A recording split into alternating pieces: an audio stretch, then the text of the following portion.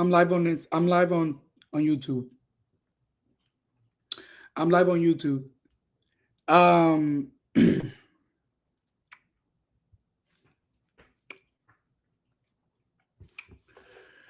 she thinks she's funny.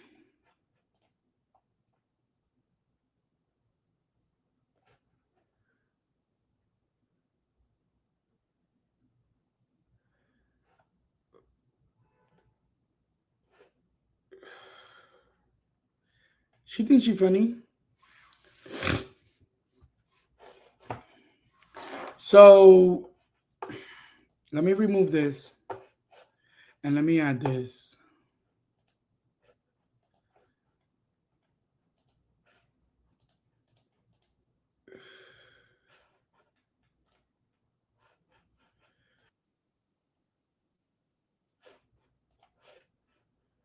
Let's see what this is about, y'all. So Sierra and Nick, no. Sierra was at a party that Nick and Olandria were at as well. The Agua party. First of all, I don't know why. Why did she buy a ticket for that? Because I know she wasn't invited. Did she buy a ticket for that? Because I know she wasn't invited. And hey Kia, hi Devonda, hi Gia.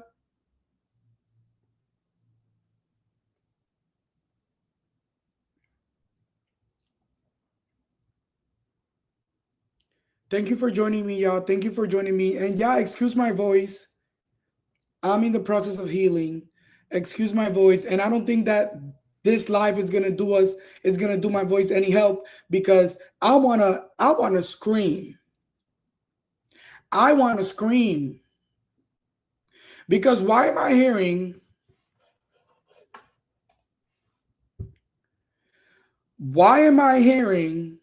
that Sex Demon was down to the same party that Nick and Olandria was at?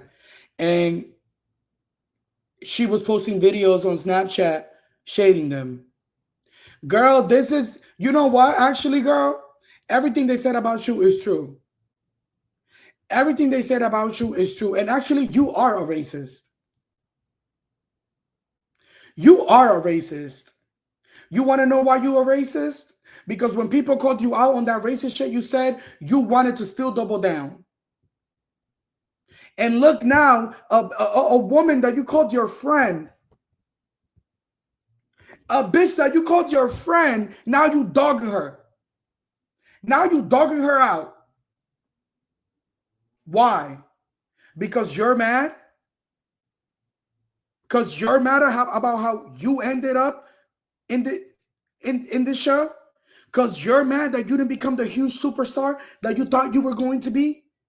Because you're mad because you didn't do your due diligence to make sure that you were clean on social media before you went on that show? So you're mad that your trajectory on that show ended the way it did. So now you want to come at the bitch that you called your friend? The bitch that was there for you? Why? Because her and the guy that you were coupled up with got together after you left? Bitch, you got kicked out, ho. You got kicked out. Because you said some racist shit on social media. What's not clicking? That motherfucker wasn't gonna leave with you. Why?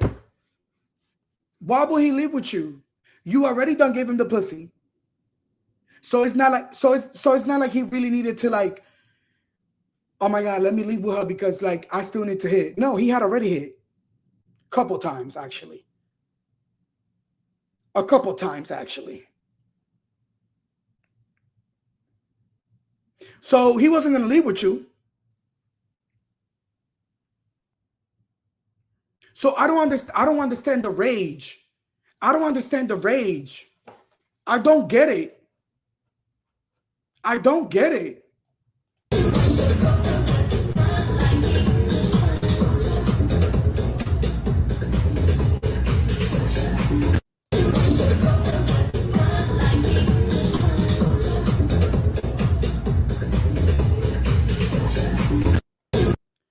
Like she's literally a psycho.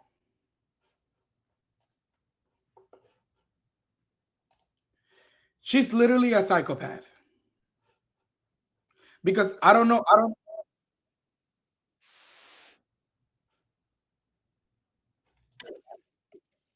He's literally right there.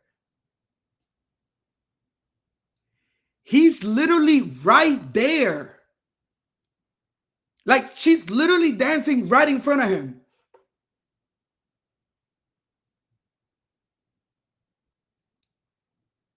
Yeah, no, she needs help. And I'm gonna pray for you. You need help, and I'm gonna pray for you. Because you're giving desperate.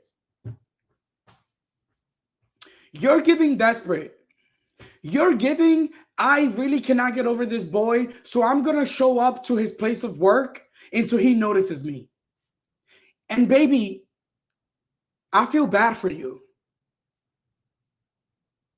I feel bad for you if this is what you're resulting to.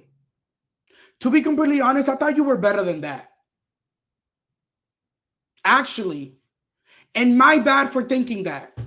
But I thought that you were better than that. In reality, you're not. You're not. And now it makes sense why everybody clocked that you were acting like someone you're not on this show. Because maybe the person that you did show us on this show is not really who you are. And this is who you are.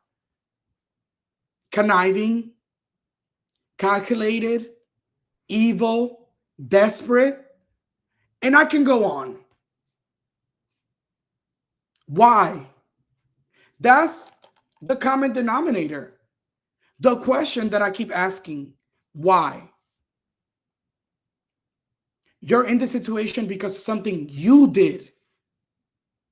No one did anything to you. You did it to yourself. So if there's anybody to be mad about, if there's anybody to be mad with, it's yourself, hun.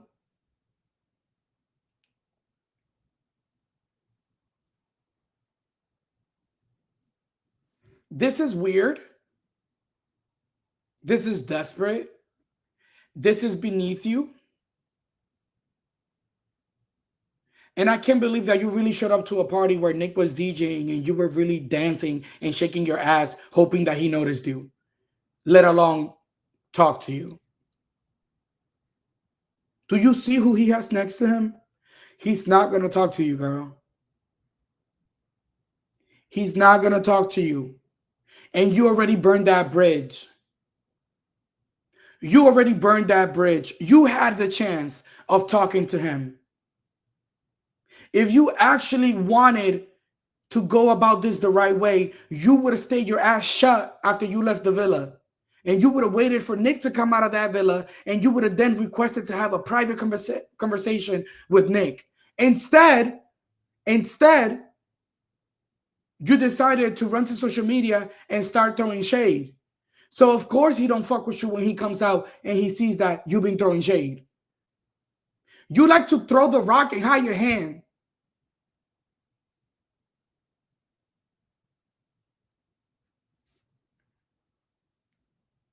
Like, I'm over her for real. I'm over her. I'm not going to keep discussing this because at this point it's like it really doesn't matter. But honestly, to be completely honest, you are pathetic and you really need to get help. You really need to get help because this is not what you should be doing. And also, I thought you were an influencer manager. You're managing yourself horribly. Do better. Fire yourself and hire someone actually. Anyways, we're going to get into what we actually came here for. We're going to actually talk about the actual stars of the show, the people that everybody comes to watch, the people that everybody wants to know about. And we're done with this because I'm over it.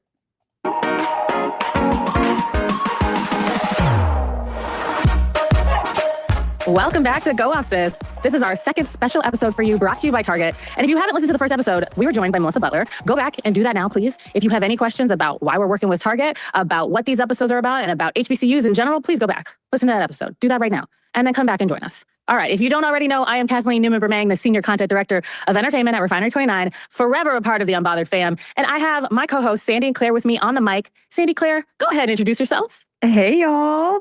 So I'm Sandy Pierre. I am the brand partnerships lead at Unbothered, and I'm so excited. So listen, I also was like, okay, we working with Target, but at the end of the day, these are Black women working on this podcast. I'm sure that the production is Black.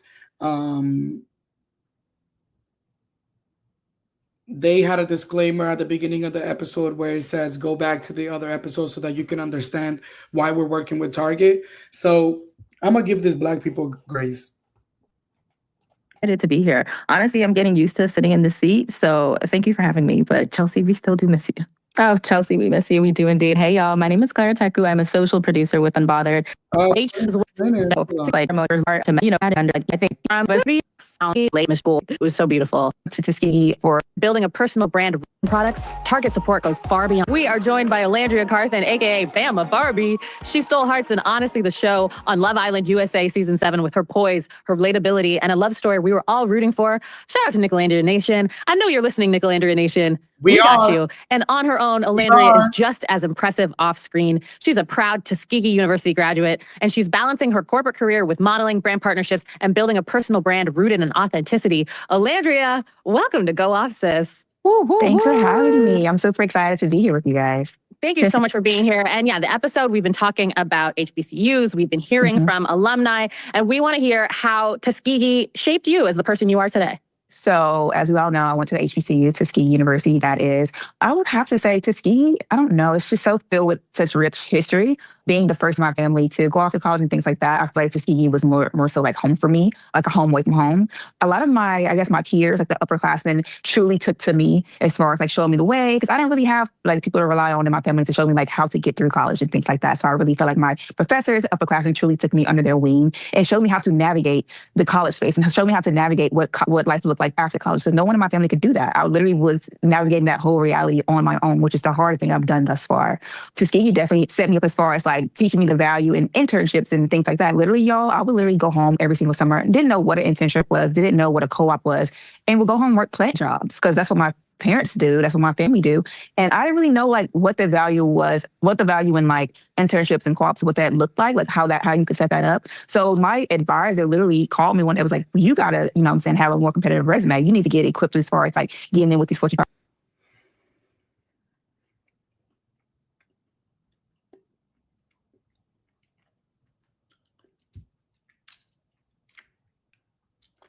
Something just came to my head.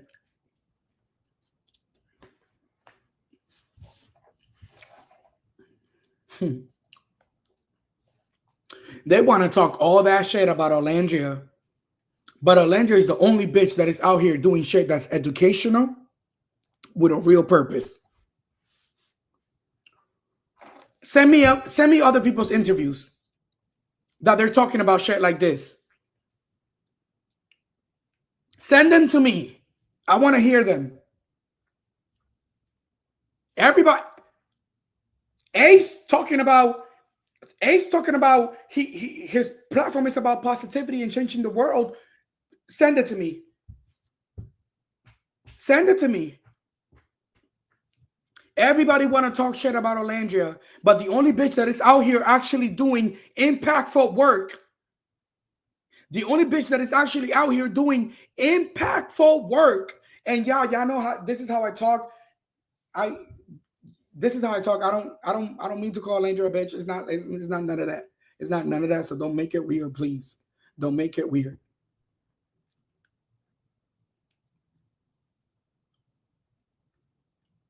But the only bitch that is out here really getting in the paint when it comes to some educational, professional, making sure that the message that she's sending, oh my God, Olandria is so aware that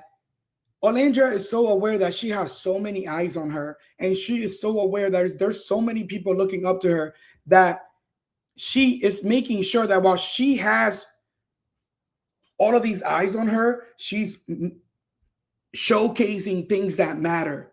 She's evolving herself in things that matter. She's making sure that she's participating in conversations that matter, that are really changing. Send me other people's shit that are doing this. I'll wait. 500 companies and taking up some experiences with them to try to like get you more equipped of what the outside world would look like post graduation. So I did actually like a co-op with Clorox for 6 months, took a semester off and did that. Also, I have to say that I relate to her. I was also the first person to go to college in my family. I was also the first person to have an internship. I was also the first person to live, like, like I relate to her in that sense. How she says that her professors were like took her in, because that's what happened with me too. And immediately became so competitive in the job market. I had like 5 offers before I graduated. So I feel like Tuskegee definitely, it blew my mind, because I would literally go home like, you know what, I'm working a plant job. And I would always work plant jobs to show myself, if you don't take this education seriously, if you don't take college seriously, this is going to be a reality. Having to lock your phone in locker, having to work in hot environments, having to stand on your feet 12 hours. Like, this is what your reality is going to look like if you don't decide to take Tuskegee seriously. So I would purposely put myself through hell every single summer working those jobs, because that's what my mom had to do to raise 3 beautiful women. So like, she would have to work jobs that she didn't really like, but she has to provide. So I'll purposely put myself in those positions every single summer to keep reminding myself, this is why you need to get that degree, or this is going to be a reality. So I have to keep reminding myself year after year after year, like, this is going to be you. You get to college and like make connections, network, and put your best foot forward and get that degree. So yeah, good for you for taking it serious. No, for sure. I had no choice. I knew what not getting my education would look like. I saw that firsthand. Yeah. But yeah, kind of just have to just put myself through all that to get to where I am right now. Your degree was in supply chain management? Correct. I originally went to Tuskegee for computer science information systems, but I switched over to supply chain my junior year. Okay. And I have to do this little dad joke. Before you were elevating people in the elevator industry, which I feel like that's such an, I had to. How do you feel like Tuskegee and, your HBCU experience prepared you to enter into that path? Because you don't really see a lot of us, or you don't hear about a lot of us in the sales industry and something that specific like the elevator business. How did all of those experiences help you pivot to that lane? No, for sure. So it's funny. I did not ever see myself working in the elevator industry. I didn't even know that industry existed. I met the company at one of our career fairs. And I was just walking by being nosy. I'm like, oh, there's like elevators. I'm thinking they're looking for engineers, mechanics, not really knowing like, okay, what about the sales side? Who is selling these products to these companies or to these customers? So I'm walking by being nosy. And the guy was like, well, you looking, go and come over here. I was like, oh, okay, let me just go see what y'all have to offer. So I'm talking to him. He was like, you're very personable. Like, you can really relate to a lot of people. I really feel like you'll be really great for a sales role. Mind you, I've never taken a sales class at Tuskegee, which is so crazy to me, because I did extremely well once I got into like the elevator industry, the market, and all those things. But I feel like Tuskegee showed me how to adapt to those type of environments, because obviously coming from an HBC. What's for you is for you, and no one can take that away. What's for you is for you, and no one can take that away. What God puts in your path, no one can take it away from you. Simple. The things that God put in your path, no one can take it away. See you being integrated into corporate America, where I'm the only Black person. Imagine going from an all-Black classroom to be the only Black person in an office. Yeah. Oh my goodness. It's like I fell into like a mini depression post-college when I walked in my first day and I looked around. Mind you, the elevator industry is a white male-dominated industry. Sure, yeah. So I walked in, I'm like, all right, I'm the only one that looked like me. Then I look around, it's like, there's no women either. Like, we had our GM, she was a woman, but it's like, there's no women. And then there's no like people that look like me. So I'm like, oh my goodness. But it's like, in that moment in time, I have to remind myself, Tuskegee literally prepares you for moments like this. Literally. Like, you knew this was going to be a reality post being an HBCU grad. So I'm like, you know what? Let me lock in and just try to remember who I am, the values that Tuskegee instilled in me, and how to network and I guess navigate through these spaces, and to remind myself never to shrink yourself in the presence of others to make them feel more empowered. You get what I'm saying? Let me show you why I'm, you know what I mean? I want to prove myself of why I should be here. So obviously coming in, they were super nice to me. Do not get me wrong. Extremely nice, extremely accepting of me, which I truly love. I was blessed with an amazing office and got acclimated with my coworkers very quickly. But I struggled really fast. Like, this girl, she's doing her thing. Like, girl, what are you doing? You know what I mean? Like, when I say I was blowing through a lot of my goals so quickly, the customers was taking to me a lot. Like, it was an amazing experience. I'm like, thank goodness Tuskegee. I mean, it goes to show. She came on the show and she sold us. You know what I'm saying? So I can only imagine that she was killing it in the sales industry, because she came on the show and we were obsessed with her from the first moment. She was so real. She was so raw. She was so herself. And we can tell how genuine and authentic she was coming across that television. Set me up to be able to perform the way I could in these spaces and not get too discouraged about not being, I guess, I don't know. When I was in those spaces, Tuskegee reminded me, like, although you're the only person that look like you, still show them what you're about. You came from Tuskegee, you came from greatness, show them what you're here for. So that's what I did. Did that for 3 years, which I am so, like, it blew my mind. I was in the elevator industry for 3 years, but yeah, that was my I believe it. You said you were hitting your goals. I'm like, Olandria, you could sell water to a whale, honey. Like, I'm not surprised. Oh yeah, I was knocking them goals. I was knocking that out of the park. Like, it was crazy. It was crazy. Yeah. That's well, I'm a Howard graduate, so I totally relate to like leaving Howard. Okay, HU, you know. And I relate to that I call it post HBCU depression when you leave there and you're like, oh, the world just don't look like this. And I guess in the spirit of homecoming, because 'tis, you know, that time of the year. Love my favorite time of the year. What were your Tuskegee homecoming experiences like? It was amazing. I've never experienced anything like it, especially my freshman year, just seeing people, like my people gather to just celebrate Tuskegee traditions or just celebrate Black people as a whole. Like it blew my mind. Every year I was like, I cannot wait to homecoming. You know what I'm saying? Homecoming season. Just getting to meet and network with like alumni that graduated years ago that's extremely successful. I'm like, what are you doing now? How did you get there? Just trying to like get all the knowledge I can as a student from those. Girl, I didn't go to HBCU, but I'm gonna start hitting them HBCU homecomings because I need to find me a man, an educated one with a career. So yeah, next year we out to the homecomings, y'all. Who want to come with me? Very successful alum. Just seeing everybody come together, seeing old upperclassmen that came back to celebrating with the classmates that I already had there already. It was such a beautiful experience, seeing such educated, beautiful Black people come together just to celebrate for a whole weekend. So something I truly take pride in. I'm looking forward to homecoming this year as well. My favorite part of the year, for sure. You're going this year though? Like, can you tease the fit? Can you tease anything about? Can't really tease the. Oh my God, Gia, for real, invite me. I'm so serious, Gia. Invite me, yes. Y'all, Gia said she's gonna invite me to her homecoming in Louisiana. But yes, I do plan. I do plan to go this year. I didn't go to HBCU, but like I was telling them, I went to semi-PWI because there was a lot of Black folks in there. So I didn't know if it was a PWI, HBC one day. I don't. Yeah, you know what? That's my college experience. Like, I didn't go to a HBCU, but I also like. Okay, so my school was considered a PWI, but it was so many Black people. Like, we ran that shit. Like we were part of the student government, Greek life, everything. Like, we ran campus. So even though it was a white school, it was very much Black. No, depending on the day it was. But I went to homecoming, like Howard homecoming. So like that was like one of my favorite things in my college experience was going to HBCU homecoming just to like experience that. So the fact that you guys got to experience that like every day, I'm jealous. I'm so jealous. But speaking of like homecoming, were there any other favorite traditions from Tuskegee that like stuck with you? Let me see. We would have SGA, it was just like a. I went to Montclair State University in New Jersey. Montclair State University in New Jersey.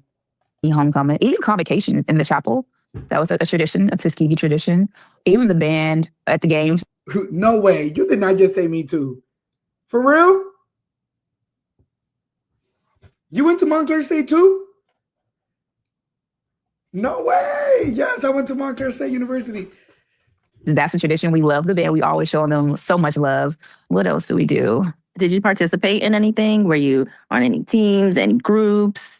Yeah, so I was a part of Next Step Up, which is basically like a mentoring program where we'll go to the nearest high school and just try to mentor the kids there, teaching them how to study for ACT, the SAT, showing them the ropes to like applying for colleges, apply for scholarships. And I really took to that role because me being a first generation high school graduate and a college graduate, I saw myself in those kids. So showing them the ropes to how to go navigate what life would look like because they don't really have that type of support from at home. I'm like, dang, like this, like I'm literally looking at myself and like, and to know that I can be here now that I have the knowledge that I didn't have years ago, now that I can apply that to you and help you navigate this new space. I just felt like, oh, this is my purpose. So I was about to Next Step Up, which is a beautiful program, which is still alive and well today, doing extremely well.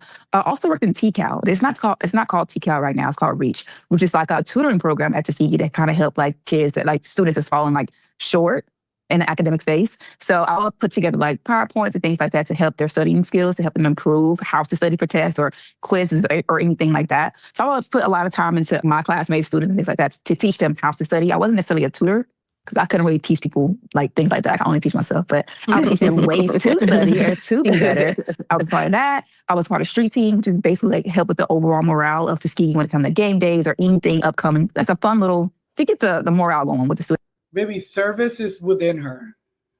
Service is within her. And I will say that this is why, like, listen, I definitely believe that college is not for everybody. I definitely believe that college is not for everybody. Because there was points where I didn't think it was for me. However, one thing that I feel like going to college and let me also like point out the fact that some people go to college and they just focus in school and they don't really do anything else. But if you go to college and you actually get involved in your campus and you actually get like involved in the full college experience, then a big part of your college experience is service. A big part of your college experience is service. Waking up on Sunday mornings to, paint rocks around the campus. Waking up Sunday mornings to go, like, that's what I did. So it's so funny to like, not funny, but it's rewarding and it's endearing to hear her talk about how much service she participated in while she was in college, because that's something that like I feel like you are exposed to that when you are in that environment. So shout out to her. Student body. So as part of that, those are the three that come to mind. And a part, obviously, like honor society. It's giving active. Yeah. Oh yeah. I was trying to be as active as possible, because that's how you get acclimated. That's how you find your village and your community in the college space, especially when you go there not really knowing many people. What did I just say? What did I just say? What did I just say? yo, come on. Get the morale going with the student body. So as part of that, those are the three that come to mind. And a part, obviously, like honor society. It's giving active. Yeah. Oh yeah. I was trying to be as active as possible, because that's how you get acclimated. That's how you find your village and your community in the college space, especially when you go there not really knowing many people. Yeah. Find like-minded people through those small little groups. So that's what I did. It's one of the, hearing you talk, I feel like it makes sense why when you came onto, the scene, when we all saw you on TV and then seeing you navigate the fame and the spotlight, it's like she was built for this. Like you seem very like confident and comfortable already. And it's just like hearing you have all these experiences. It sounds like makes sense. This is why you've come out here like already. You knew who you were. Exactly. I'm glad it came across that way. That's good. That's good. So one of the things we want to talk about is that during your time on Love Island, and since you left the villa, you have received so much support. I don't know if you're feeling it already in this room, but you have received so much support from Black women, and we just like ride for you. What has that support meant to you? If you can put it into words. I'm literally in chills just thinking about it. The support means everything, especially like coming out post-Villa to a lot of the craziness that I came out to, just knowing that I had so much support from women from all around the world, especially my Black women, because it's like, when I was on that show, I knew I was, like I said in the past, I knew I was representing more than just myself. I'm representing Black women as a whole. So going on there, knowing like my self-worth, my value, and just practicing self-acceptance, I truly feel like that helped me navigate this space, because I don't really feel like, I don't know. I feel like the world wasn't really, I don't know. I just feel like people wasn't always so kind to Black women. So knowing. And you know what? Shout out to Alexia. Shout out to Alexia. Shout out to my coworker, Alexia, for asking Olandria that question at Watch What Happens Live. Because I feel like that when she asked Olandria that question, it really started to open a conversation around wellness and around the self-care of Olandria. So truly, truly, truly shout out to Alexia. That I have so much support from my community, or just from all women as well. It means the world to me. It truly does, because I've never imagined my life. Like I always felt like I would be famous one day, but I never really imagined me actually being in this space. To know that I have so much support from women that look like me means everything to me. Truly, it really does. It means a lot. I'm like, we was not playing about you like from beginning to end. Absolutely. I know I stretched y'all out, child. I'm sorry. I am so sorry. It's okay. And it was one of the beautiful things. Honestly, I think just as a fan watching it, it was just one of the beautiful things was to see as wild as the stand-up can get. Yeah. It was beautiful to see a bunch of Black women come together and be like, no, not too much on our girl. Not too much on our girl. You see what I'm saying? It feels good for y'all to just get it. Especially when I come across a certain way or say things a certain way. I'm like, she didn't mean it like that. She meant this. I'm like, you get me. You see me. Like, I don't have to explain to you why I said this or what. You know, you just automatically get it. And it's just like, I just feel so seen with you guys. It means a lot. Some people trying to write me out immediately. Like, oh no, I don't like the way she said that or she did that. I'm like, what I meant. Like, what? You know, I have to forget. Like, sometimes we have to remember we live in two different Americas. Okay, you hear what I'm saying? So, I think it's so interesting because having gone to an HBCU, like sisterhood and friendship was such a major part of that experience, and I feel like we saw that a lot with you and Shelly. How important is sisterhood to you, and how do you feel like you formed that stronger at Tuskegee? Sisterhood is extremely important to me. Growing up, I wasn't necessarily a big fan of like big friend groups. So growing up, for a majority of my life, I had like one best friend. Mind you, we met in 2005, 20-year friendship, right? I have another best friend I met in middle school. It's like a 10-year friendship. So like one thing about it, sisterhood, friendship, all those things, I take to wholeheartedly. Mind you, I have two sisters too. So growing up with my two sisters, I always knew sisterhood was what meant the most to me, especially with them always looking up to me and things like that, just being their own personal role model, like, things like that. So when it came to like finding my own community outside of my own family, that's where I took to like my best friends and things like that. So Tuskegee showed me like the true value in friendship, sisterhood, finding like-minded people that kind of build you up in moments that you need that. So someone to uplift you, even in the moments that you're feeling discouraged. I relied on my friends a lot or heavily, even post-show, just so they can remind me like, girl, this is who you All right, y'all. Y'all can't get mad. Okay, this is y'all can't like this is the thing. This is the thing. Y'all can't get mad that they asked her about Shelly. Like, it's the reality. She is going to be asked about her. And even if they do know, like, I'm sorry, all celebrities get asked uncomfortable questions. That's just the name of the business. So let's stop doing that. Because I don't like that. Because motherfuckers ask Beyonce, they ask Beyonce anything in the fucking world. You are. Like, remember who you are. Remember how you're supposed to move. So like, just seeing like how they build me up in moments I just feel so torn down, especially about the world when I first came out of the villa or whatnot. It's just like, it just reminds me of why I took to my friends and why I value sisterhood so much. But they're just there for me in times that I just meet them the most, I guess. Even before all of this, they would be so on me, like, you need to post more. You need to do this. You need to do that. Trying to help me navigate. They always see me bigger than what I was. You know what I mean? Like, obviously, I love being in the elevator and things like that. It was like, look to see you doing this. Like, you know what? Take this picture off your Instagram. Make sure you post once a week. No shade. Again, no shade, because I don't know if some of y'all don't got good relationships with your siblings. But if you don't got a good relationship with your sibling, then I know you a fucked up ass person. No shade. No shade. If you don't get along with your sisters, there's something wrong about you. Make sure you do this. So they will always like build me up to be this amazing person and always support me. And even after all of this, they're so supportive. Friendships, nothing changed. Sisterhood, everything is still the exact same. I know that was one of my fears. Like, if I get there, what would that look like? Because I've seen so many people have other experiences. Like, you know what? I think my girls don't do me like that. I don't think my girls gonna be weird after all this things. And they're still the exact same. I'm like, you know what? I go to the top, y'all go to the top. They were like, girl, if you don't post. Yeah, girl, if you don't post, you are to get out the hood, please. No, literally. we need those friends. We need those friends. Honestly. Yeah, so. And don't get it fucked up. I be arguing down with mine. My girls, I cannot wait until, which soon, y'all will see very soon, they're going to start popping up with me, and I cannot wait. They have been here for the long haul before all of this. They're still here. They're going to always be here. I got them forever.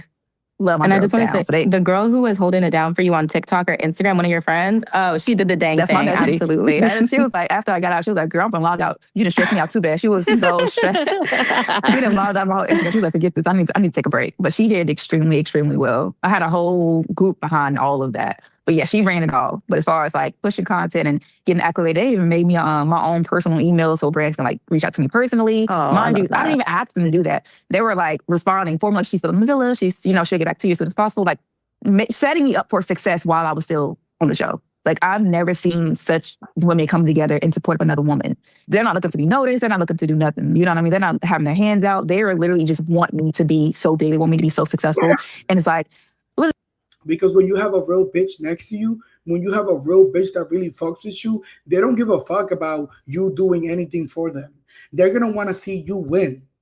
So they're gonna do anything and anything to support you, because that's what a real bitch do. That's what a real bitch does.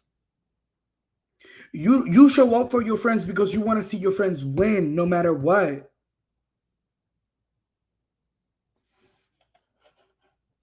Y'all know I'm gonna, when things get a little better, I'm gonna support the hell out of y'all, because like y'all held down for me so good. Even now, like in my spaces with my fans and whatnot, they'll put certain things in there, like she just posted or go vote, whatever. Like still to this day, they're still getting my fans together as far as like supporting me and things like that. So I literally got some people behind me, some friends behind me that want to see me win and don't care to be at the forefront, don't care to be in front of the cameras. They just want to see their girl do good. So it's like you can't put a price on that at all. I love my girls. Period. Yeah, I love that.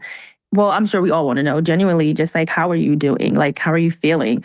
And just like, how are you handling the public attention, the criticism, everything that comes with it? Because, we worry about you sometimes. We worry about our girl. We want to make sure she's good. So how are you genuinely feeling and how are you handling everything? Honestly, I'm in a way better headspace. At first, I literally was not at all. But I'm in a way better headspace. One thing about me, I'm going to listen to my little gospel playlist and just keep reminding myself, like, girl, get it together, get it together. And I have like such an amazing team around me, my friends, my family, my team, built my team brick by brick. If you got like people around you that want to see you win, that want to keep on investing in you to make sure you get into these places that you want to get into, it's just like, I'm too blessed to be around to be stressed. You know what I mean? Like my team keep me so busy. I don't even have time to really think about anything, I'm so blessed because it's like, I'd rather be busy out and doing my thing rather than just sitting around sulking and whatever.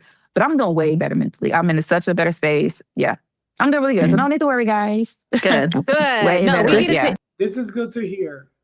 This is good to hear because it's a lot of shit that be going on in this motherfucking social media streets, and it's a lot of bullshit that be happening. So it's good to hear that. Why do I feel like my right eye is a little lazy?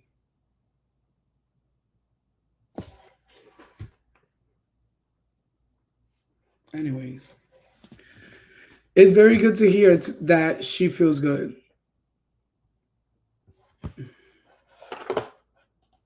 We needed to hear that. It's all happened really fast, right? Like it's really like the opportunities that you're getting are incredible, but also with that comes everything that Sandy's talking about. So I think that's why people worry, right? Yeah. I really feel like the love definitely outweighs the hate. One thing about it, like, you know what? Or if I see some craziness about me, I'm like, you don't know me. You know what I mean? Like, I just laugh, like, oh, okay, whatever. Like, I'm living good. You tweeting on your little cracked iPhone on the couch somewhere, and I'm living great. So it's like, I'm not allowing that craziness to get to me. You get what I'm saying? I'm not looking for approval from a random off of Twitter or off of social media. I'm blessed. And like, even when I see them, I'm like, you know what? God bless your heart. Hopefully, you know what I'm saying? You'll get to a place where you don't have to see hate. One thing about it, you'll never catch me being hateful towards anybody. I don't play a dirty game. That's not how I move. I'm just going to pray for you. Be like, you know what? I don't hate you. I don't do nothing. I just ask God to soften my heart towards that person or that situation and just keep it moving. Making sure you put that God. I don't know. Y'all, please listen to this woman. Please listen to this woman. Is there if there is anything that you're doing, take something away from this. Take the positive away from this and listen to her. Because hi, Buki. Hi, Ollie. Love you. Hi, Natalie. Love you. I don't got time. I don't got time to hate on another bitch. No shade. I don't got time to hate on another bitch. I'm going to pray on you and I'm going to keep it pushing.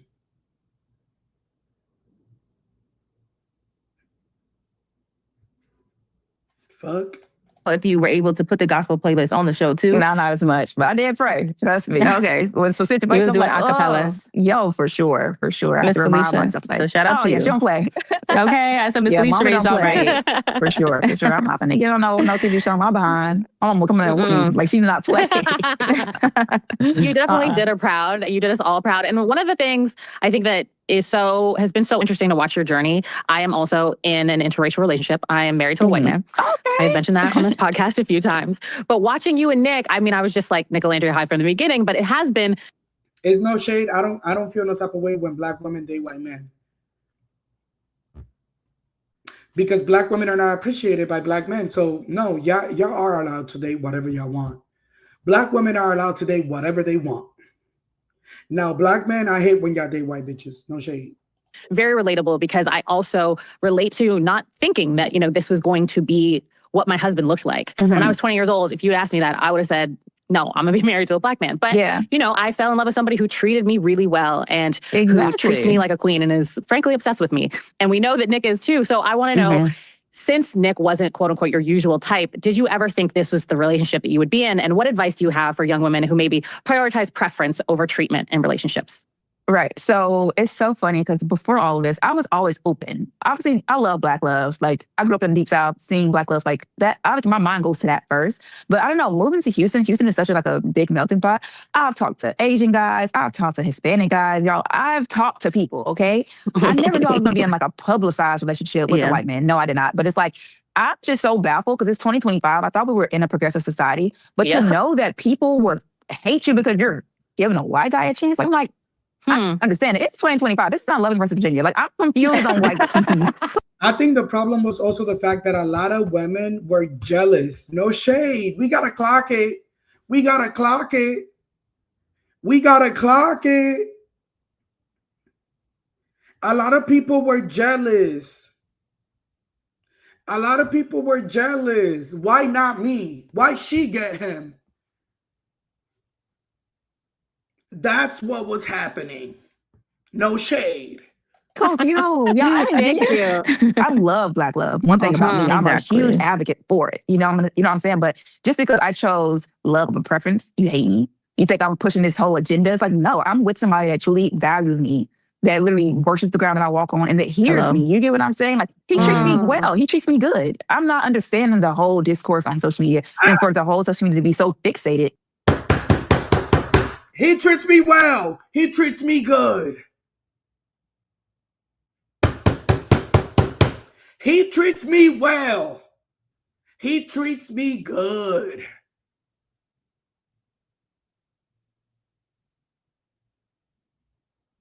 I don't want to hear one thing. I don't want to hear one thing, because y'all want to know what who I haven't heard from? Who haven't we heard from? Who haven't we heard from?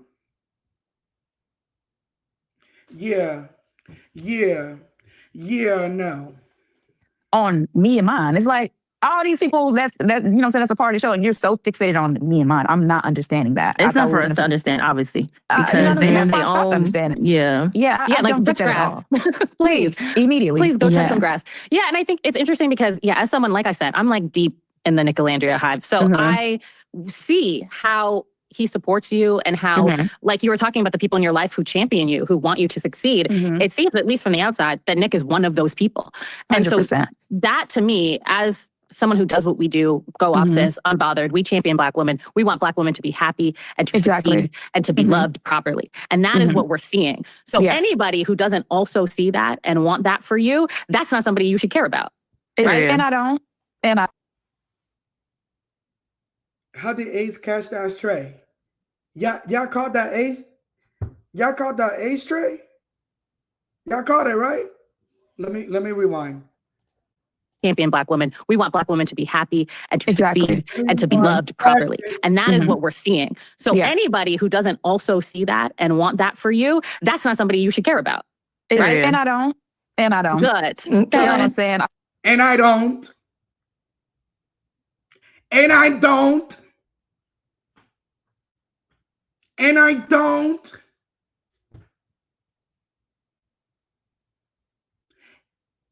Let's rewind it. Happy and to succeed and to be loved properly. And that is what we're seeing. So anybody who doesn't also see that and want that for you, that's not somebody you should care about. Right? And I don't. Good. And I don't. And I don't. And I don't. I don't fuck with y'all hoes. I don't fuck with y'all hoes, because I have not talked about none of y'all. And y'all want to throw shade at me. So no, I don't fuck with y'all hoes. I see the way y'all move, and y'all move like a bunch of snakes. And I don't. And I don't. I see the way y'all move, and y'all move like a bunch of snakes. So I'm not even addressing y'all for real. Let's rewind it. Let's rewind it. We want Black women to be happy and to Exactly. succeed and to be loved properly. And that is what we're seeing. So anybody who doesn't also see that and want that for you, that's not somebody you should care about. Right? And I don't. Good. You know what I'm saying? I'm all for.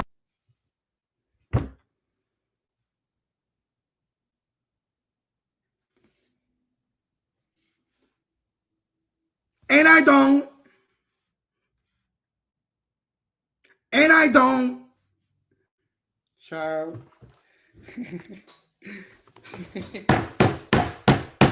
Woo! Or women being treated correctly regardless. I don't look at, oh, but he's white. Oh, but he's this. I'm like, girl, if he treated you right, go where you treated at. Go where you treated right. You know what I mean? Like, I don't know. I truly feel like when it comes to Black women, people don't think we deserve nice things, or people don't think we deserve to experience things. They think we should just work so hard to get to where, I'm like, no, I shouldn't have to be with a nonchalant man that don't really care about, you know what I mean? Like, I want to go where I'm valued at. You know what I mean? Like, I've had great experiences with other people as well, but it's just like, he's a great guy too. I think people can't seem to see past the skin color. I'm like, if you see past that, he's a great man. He's a great guy. Like, why can't you just see that? They see the skin color first. I'm like, this is not what we're doing.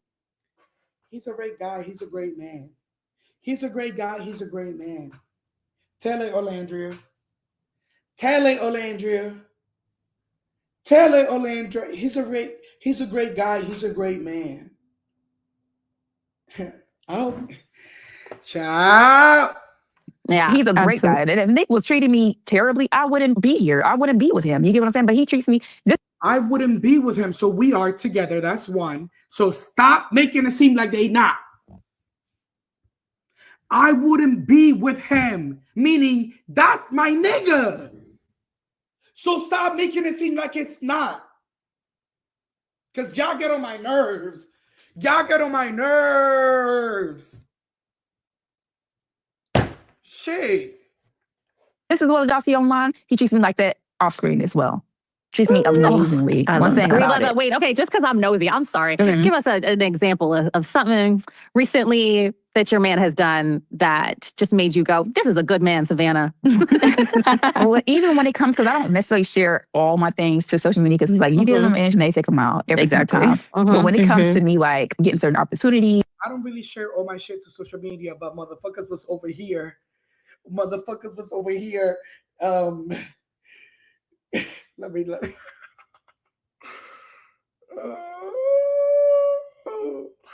me stop. Let me stop because I'm really trying to not be shady. No shade. Even if it's just like a single opportunity for me, the way he just speaks life over me, the way he just always telling me how much he's proud of me and things like that, just always trying to, you know what I'm saying, push me into those spaces, or even allow me to come into some of his spaces to even make my image bigger or whatever. I don't know. He's just always like my number one fan, online and offline. Always speaking so much life into me, checking in on me mentally, make sure I'm okay, make sure I'm good. If y'all fucking with it, hit the follow button. If y'all fucking with the live, hit the follow button. If y'all fucking with the live, subscribe to my YouTube. Thank you. Subscribe to my YouTube. Thank you. And guys, we're manifesting an Olandria interview. So I want everybody to write in the chat, we're manifesting an Olandria interview. We're manifesting an Olandria interview. We're manifesting an Olandria interview. Please help me manifest.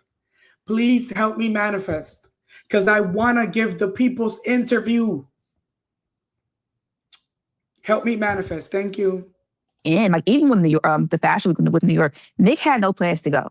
He heard I was walking. He was like, I'm flying in for that. Like, I want to support you. I want to be there for you. And just to see those videos of him just smiling with the camera following me, like, it just melts my heart. He literally just wants to just be there for me. And it's so funny because prior to me knowing that I could actually invite him to that show, because I didn't know how many tickets I could get, he was literally asking his team, like, I want to like support her in the best way I can. Like, how can I do that? Give me advice on how I can be that person for her. Like, so Nick didn't have no contracts for Fashion Week, and he flew in to support Olandria because it was about Olandria. Clock it. Can I support her? How can I do this? How can I do that? So he fought to be there to support me and things like that. So he literally flew in for those 24 hours just to see me, just to support me, be there with me. And he literally 24 hours just to support his girl.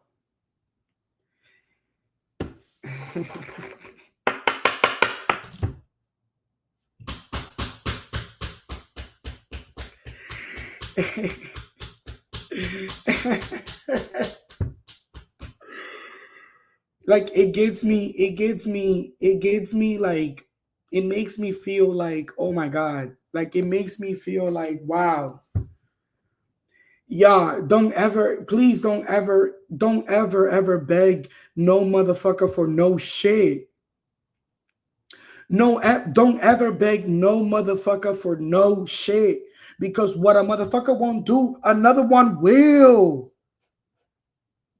Another one will. What a motherfucker won't do, another one will.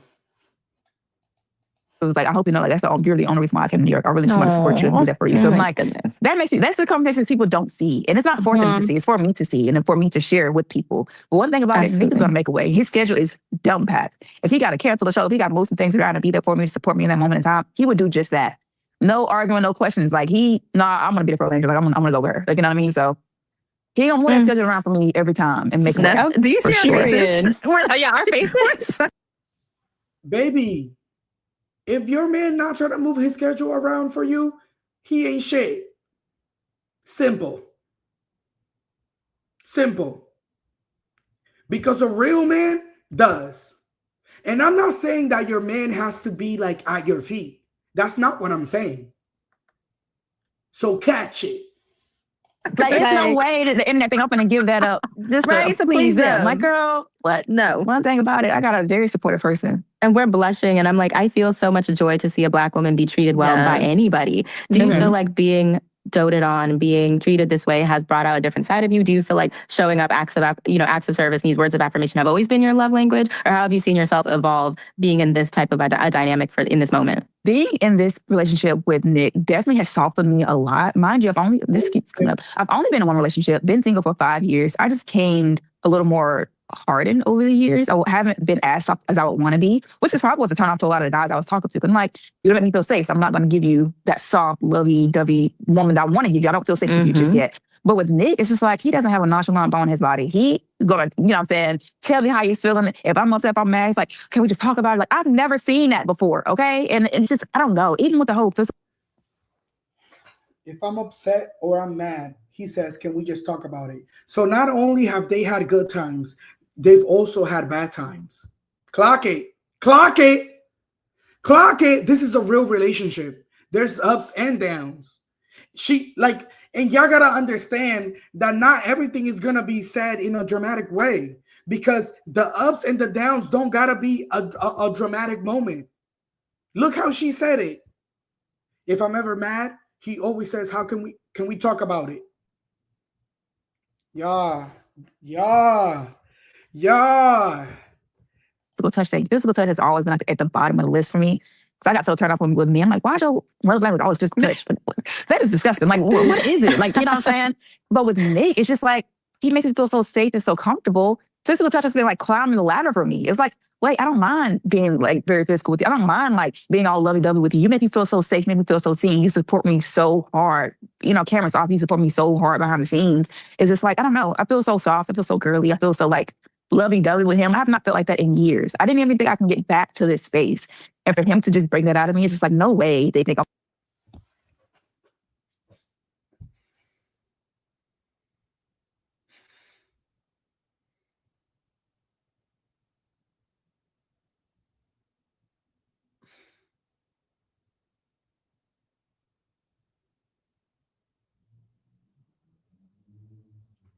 Oh my God.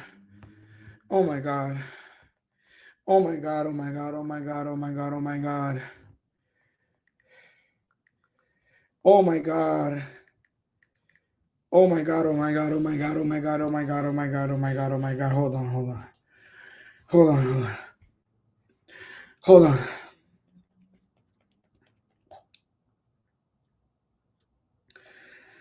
Ooh, hold on. Hold on. It's just like, he makes me feel so safe and so comfortable. Physical touch has been like climbing the ladder for me. It's like, wait, I don't mind being like very physical with you. I don't mind like being all lovey-dovey with you. You make me feel so safe, make me feel so seen. You support me so hard. You know, cameras off, you support me so hard behind the scenes.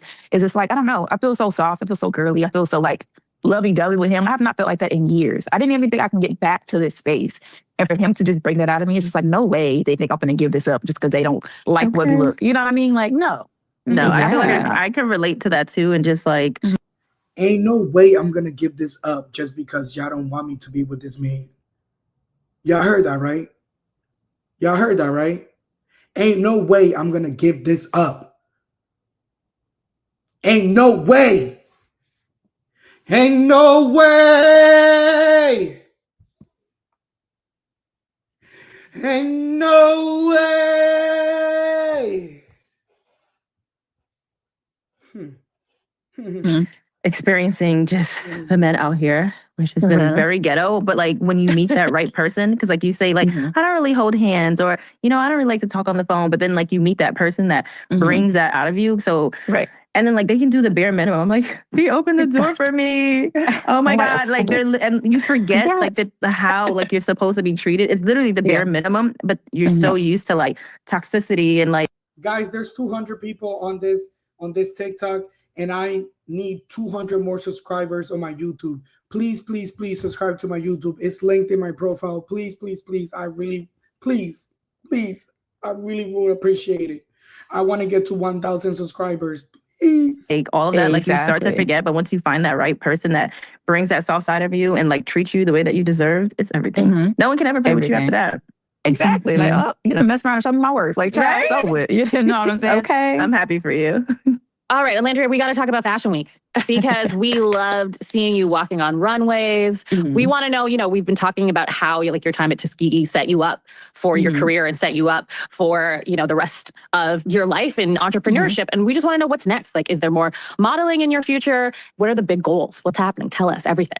Oh, yeah. So modeling is definitely in my foreseeable future, something I love doing, more so on the editorial side. I feel like I'm more of like an editorial type of model. So that's always been my dream as a kid. So to know that I can possibly live out those dreams now as a 27-year-old woman, I am elated to do so. Obviously, I have some big plans, some big things coming up. I don't want to necessarily say it too fast because it's still in the works now, but I do have a lot of big surprises coming up here soon. Definitely want to continue to set myself up for the future. When I came off the show, obviously longevity is something I've always preached to every single person I always met with, as far as like trying to find my management team and, you know, all, like my whole team. So I think my team knows like longevity is something that Olandria truly wants. She really wants her name to be a household name. So I'm working very, very hard and very strategically now to set myself up for in the future to do whatever I want to do. So definitely trying to, you know, set myself up in the best way possible to get that. To be completely honest, not everybody's made for the runway. And no shade. And because she can kill editorial. She can kill editorial. So she's gonna, you know what's gonna happen is that she's gonna keep eating editorial. She's gonna be that girl, and then she's gonna do runways when she wants to do them, not because she has to do them. No shade. She's going to do the runways when she wants to do them, not because she has to. No shade. She's going to do the Victoria's Secret runway when it comes around every year.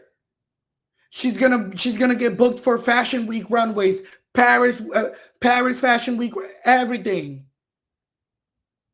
Some girls got to work them runways because they got to pay their rent. Let's not get it confused now. I love that. Apart from the looks that you served at Fashion Week, it was just so nice to see you in spaces with so many people that we already like admire across different industries and, you know, successful entrepreneurs themselves. What has been the best advice that you've received from your peers that are entrepreneurs as you're building your own $1 million, billion with a B brand? I know that's right. So speaking into existence, basically just drown out the noise. Just always remain who you are, remember who you are, never change for the money, for anything, for fame. I see that happens a lot. So just getting that advice from people that's already been in those spaces for years on end, letting them tell me like now, like, stay true to you, be authentic. They can see through it if you're not, basically. And I wish I already kind of knew that. So them just reiterating things that I already kind of knew just made it really stick to me. Like, you know what? Okay, I already had these things in mind, but if this comes from the greats, if this is coming from somebody that's already had so much experience in these spaces, maybe I need to really, truly, you know, try to prioritize these things, just stick to what I already kind of know. Oh, that's great advice. And as Claire's so right in that seeing you, I think with these people that we have admired and we're like, oh, this makes so much sense. Like just watching you, like I know you were with Jackie Aina the other day. Like that she's such an OG in like the creator space. So to see you there, it's like, oh yeah, this is already where you belong. For sure. For sure. Did Jackie give you any advice specifically? just her story in general is just inspirational to me. Like we just kiki when we're in public settings, and she just always telling me. I was telling her like prior to all of this, I'm like, girl, I was just a regular girl, working a regular job. She was like, oh baby, you was never regular with that face. Like you were meant to be here. Like just hearing those words from the Jackie, like I'm like, oh my gosh, you're right. Like, let me not be as humble as I, you know what I'm saying? She was like, girl, no, you was meant to be here. This makes sense for you. Nothing was ever regular about you. And it's so funny because someone caught that cute moment on their phone and actually posted it to the internet. And I was like, dang, like I go back and relook at that video so much now. I'm like, dang, like just seeing that, like hearing those words from her, it's like, dang, because she had built an amazing brand, worked so hard for years to get where she's at. So she's so admirable to me. Look up to her heavily. I'm like, dang, being a dark-skinned Black woman and still making the way through all the BS she went through, like it's so inspiring to me, especially with me dealing with adversity now. Like, you know what? I'm gonna use all of this hate, this, you know what I'm saying, just build momentum on it. You know what I mean? Like I never really say nothing. I just be like, you know what? I'm gonna be Beyonce to the BS. Every time I try to clap back, I remind myself, I'd be like, Beyonce wouldn't do that, so I wouldn't do that. And it's so funny because my team would say that to me too, because I say it so much. I'm like, you know what? Beyonce wouldn't do this. I'm like, you know what? I'm success for my clap back. You mad at me for this? I'm gonna do this to make. You know what? I'm gonna start doing that. Whenever I'm feeling a little too risky, I'm gonna just be like, Beyonce wouldn't do that.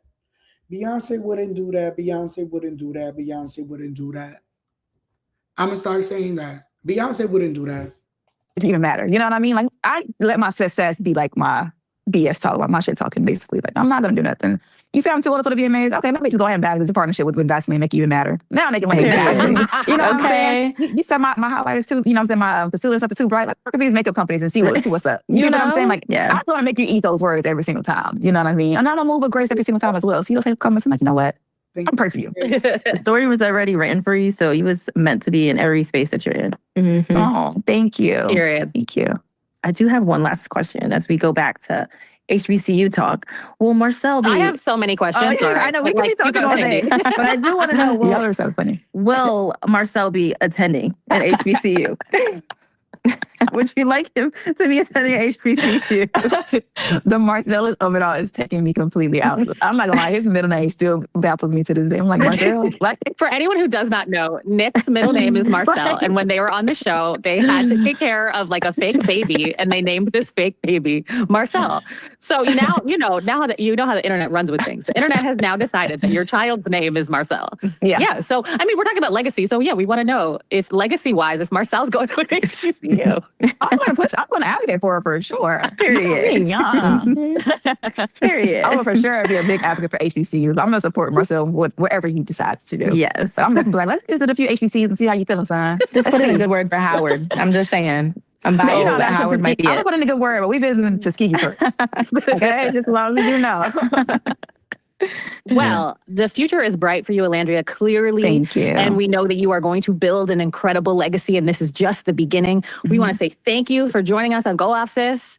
Thank you for just how you're showing up in the world and doing you, girl. And we're just rooting for you always. Oh, and thank you, guys. Yeah, thank you for being here. Thank you. Thank you for having me. Of I had a course. great time talking to my homegirls. Okay. Yeah, we're your homegirl. Come back whenever, Yeah, we're girl. friends now. You've ever heard that, right? She called me her homegirl, right? Tap that screen, hit that follow button. Thank you for joining me, guys. That was an amazing interview from Olandria. Again, who else is out here doing interviews that matter?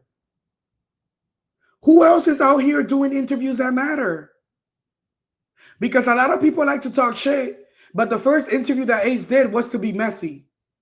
But Ace be talking about he's changing the world. But the first interview you did was to be messy. No one else has done anything monumental. No one else has done anything about professionalism, about shit that really matters. No one else, not even Jeremiah has. I don't know. I mean, I know that he has a book club or something, but I think that's all fake. I don't know. To be honest, let me stop being shady. I just don't know. I feel like it's not genuine for real. No shade. I feel like it's not really genuine. No shade.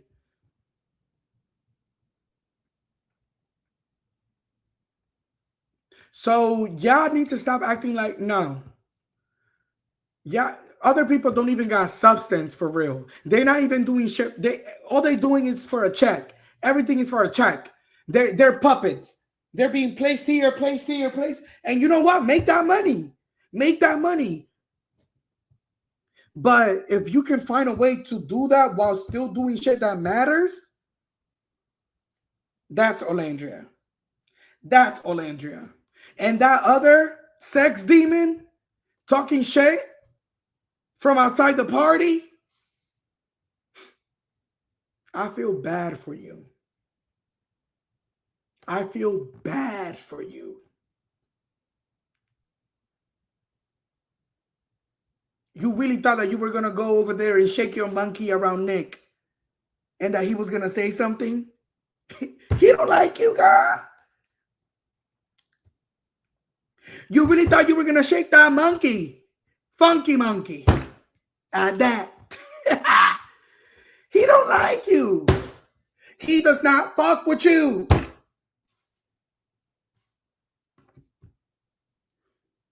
So cut it short, Tony Braxton, baby. Cut it short, Tony Braxton, baby. YouTube, join me on TikTok to end the show. I'm taking off YouTube now. Thank you for my YouTube family. I love you. Join me on TikTok to end the show.